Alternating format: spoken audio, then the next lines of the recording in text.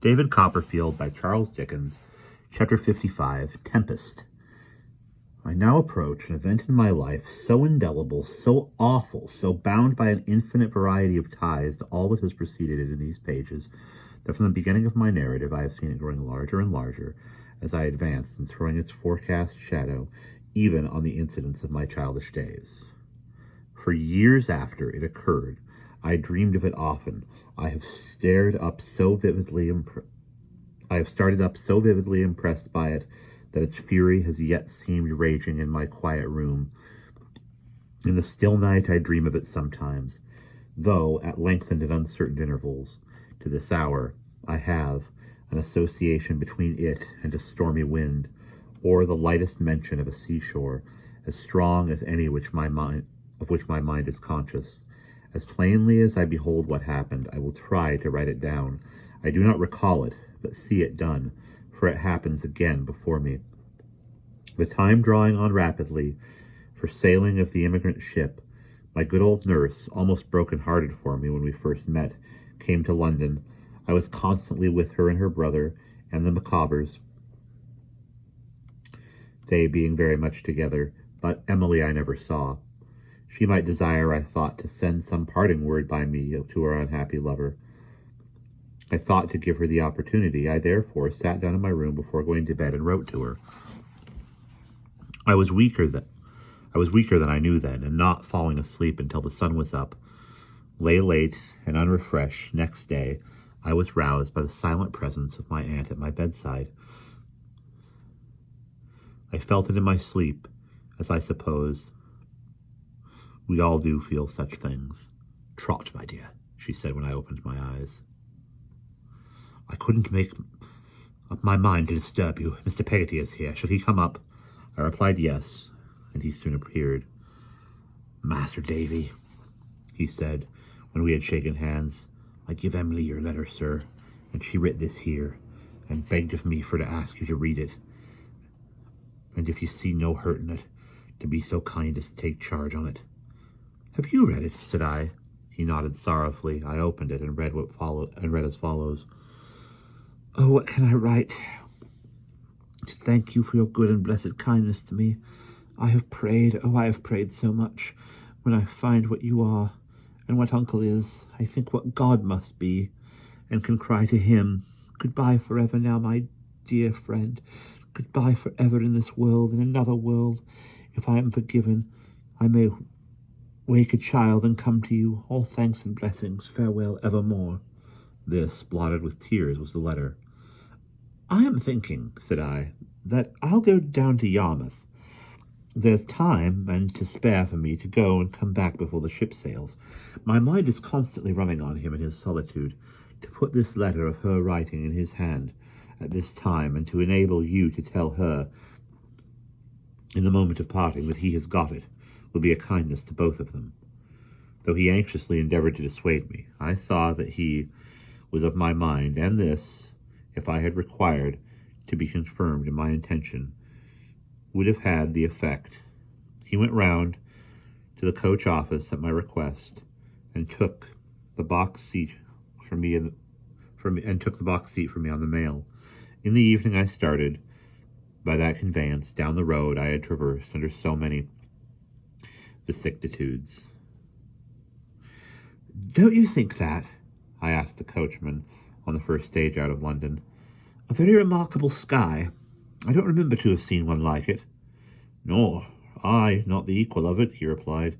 "That's wind, sir. There'll be mischief done at sea, I expect, before long." It was a murky confusion, here and there, blotted with a color like the color of the smoke from damp fuel, of flying clouds tossed up into the most remarkable heaps. There had been a wind all day, and it was rising then, with an extraordinary great sound. In another hour it had much increased, and the sky was more overcast, and it blew hard. But as the night advanced, the clouds closing in and densely overspreading the whole sky, then very dark, it came on to blow harder and harder. It still increased until our horses could scarcely face the wind, and we were often in serious apprehension that the coach would be blown over. Sweeping gusts of rain came up before this storm like showers of steel.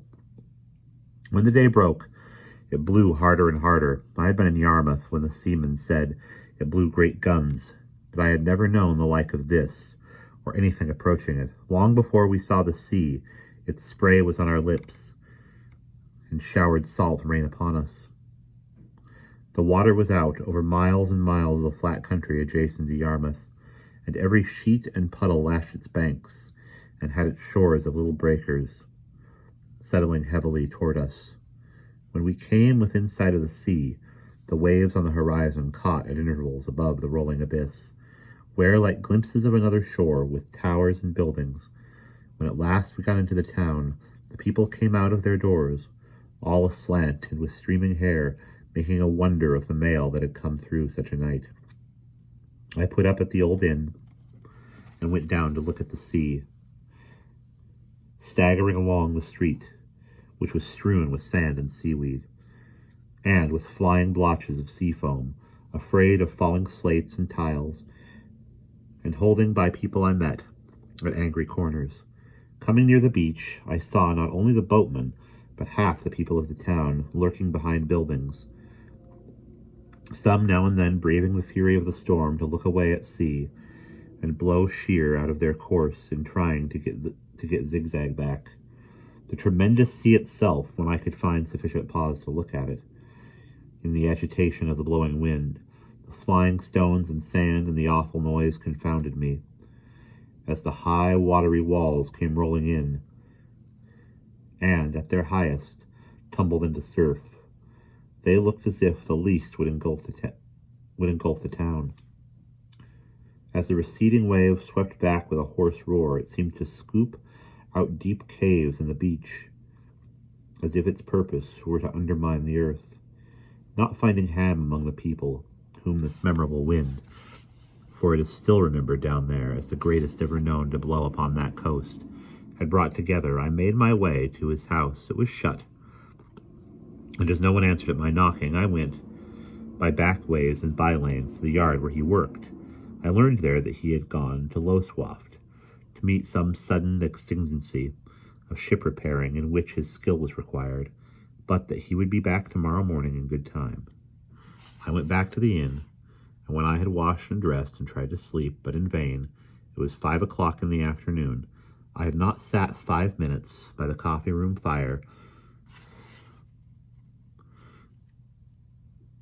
when the waiter, coming to stir it, as an excuse for talking, told me that 2 colliers had gone down with all hands a few miles away, and that some other ships had been seen laboring hard in the roads, trying in great distress to keep off shore. Mercy on them and all poor sailors, said he, if we had another night like the last. My dinner went away almost untasted, and I tried to refresh myself with a glass or two of wine. In vain. I fell into a dull slumber before the fire, without losing my consciousness, either of the uproar out of doors, or the place in which I was. Both became overshadowed by a new and indefinable horror. When I awoke, or rather when I shook off the lethargy that bound me in my chair, my whole frame thrilled with objectless and unimaginable fear. At length the steady ticking of the undisturbed clock on the wall tormented me to that degree that I resolved to go to bed. For hours I lay there, listening to the wind and water, imagining now that I heard shrieks out at sea, now that I distinctly heard the firing of signal guns, and now the fall of houses in the town. At length my restlessness attained to such a pitch that I hurried on my clothes and went downstairs. In the large kitchen, where I dimly saw bacon and ropes of onions hanging from the beams, the watchers were clustered together in various attitudes. I remained there, I dare say, 2 hours. Once I opened the yard gate and looked into the empty street. The sand, the seaweed, and the flakes of foam were driving by, and I was obliged to call for assistance before I could shut the gate again and make it fast against the wind. There was a dark gloom in my solitary chamber when I at length returned to it.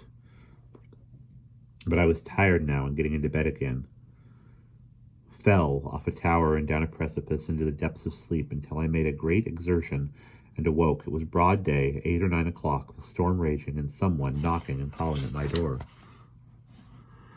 "What is the matter?" I cried. "A wreck close by." I sprung out of bed and asked what wreck. "A schooner from Spain or Portugal, laden with fruit and wine. Make haste, sir, if you want to see her. It's thought down on the beach. She'll go to pieces every moment." The excited voices were clamoring along the staircase, and I wrapped myself in my clothes as quickly as I could and ran to the street. Numbers of people were there before me, all running in one direction to the beach. I ran the same way, outstripped a good many, and soon came facing the wild sea. The wind might by this time have lulled a little, but the sea,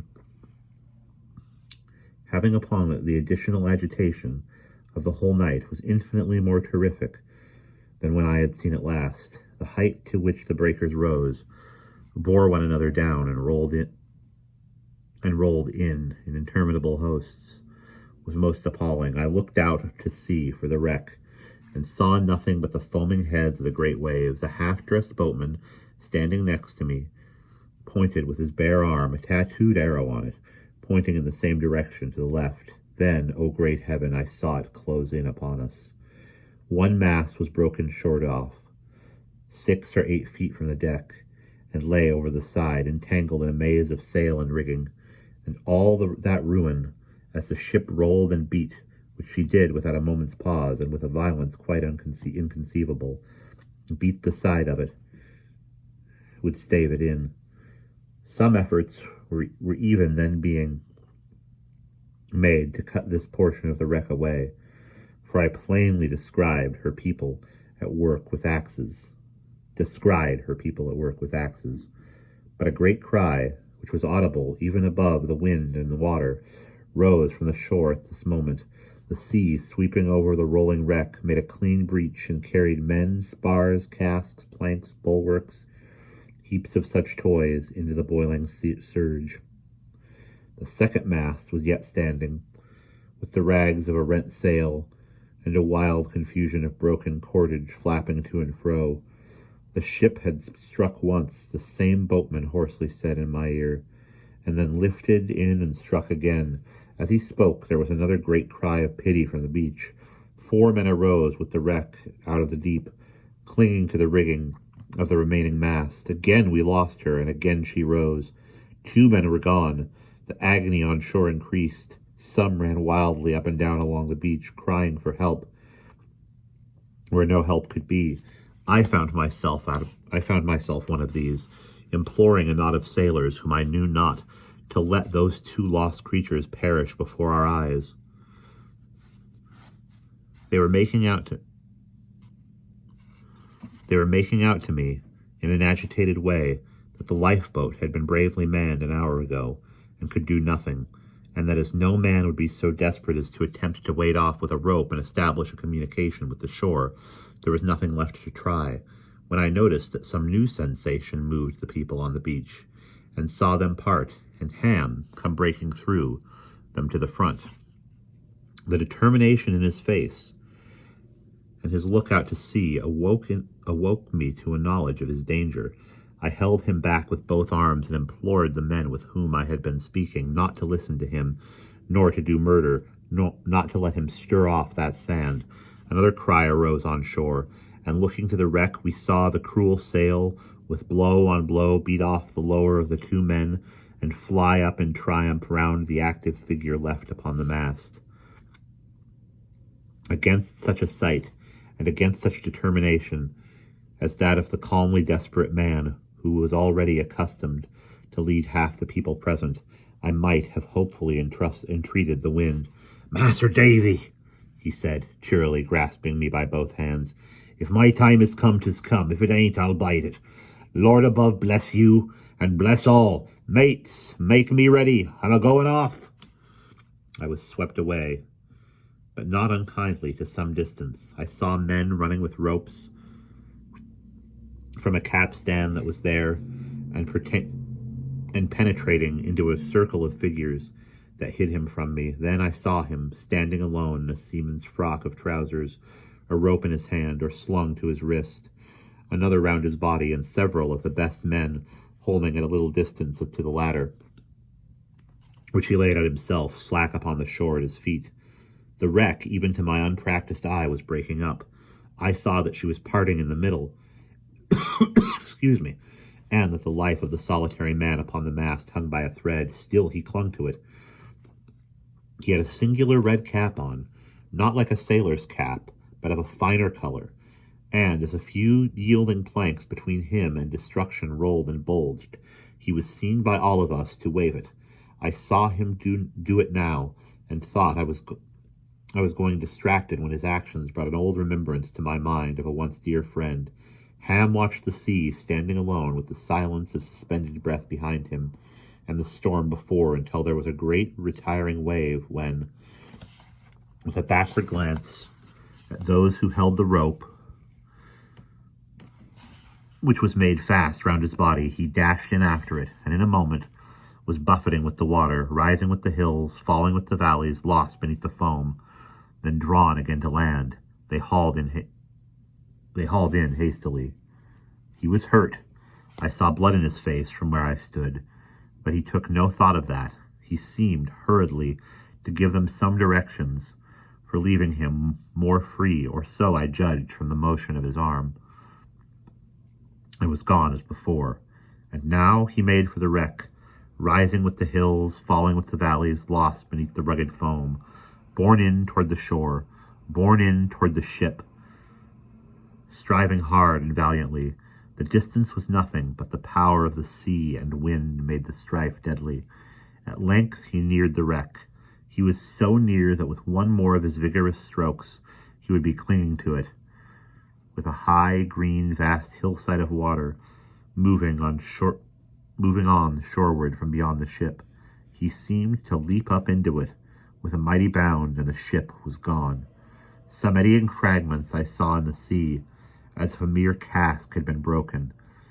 In running to the spot where they were hauling in, consternation was in every face.